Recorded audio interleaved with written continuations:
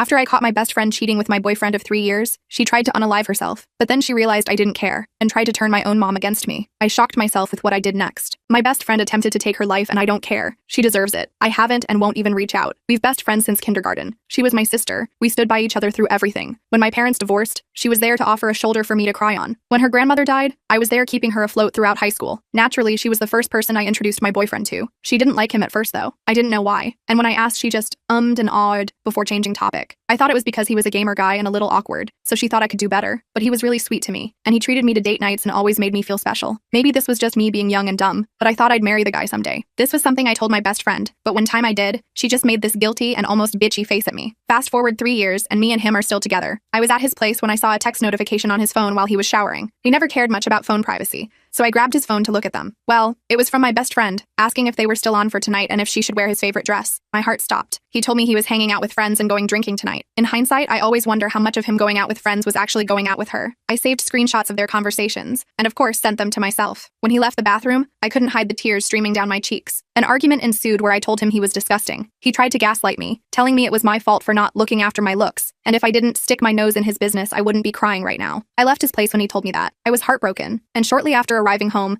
I started getting bombarded with calls and texts from my best friend. To this day, I have no idea what she wanted, because I answered none of them. However, I did look at her texts, and everything she said can basically be boiled down to, she never meant to hurt me. He hit on her first, it was an accident, it didn't mean anything, and I still owed her $10 for Chipotle. I remember not answering a single text, and after perhaps 15 or 20 messages, she became angry. She began spamming me, calling me dumb, immature, and naive, saying this wasn't how friends treat each other, and telling me I was being selfish for throwing away our friendship. She eventually stopped after a total of 78 calls and 132 messages. My boyfriend was strangely quiet during this time though. He didn't reach out once. It took me a few days, but I finally got my shot together. Well, not really, but enough to send them both messages. I texted my now ex-boyfriend that we were done and I wouldn't give him a second chance. He responded by trying to call me, but after just one attempt, he gave up. He sent me a final message saying it wasn't that big of a deal, because he couldn't help his testosterone being higher than the average male, and finally ended up agreeing that we shouldn't date anymore. My ex-best friend was more persistent after I told her I wanted nothing to do with her. Day after day, I'd get messages and calls from her, demanding to talk, demanding I don't say anything to anyone and expose her perfect reputation. I remember in one of the messages she screeched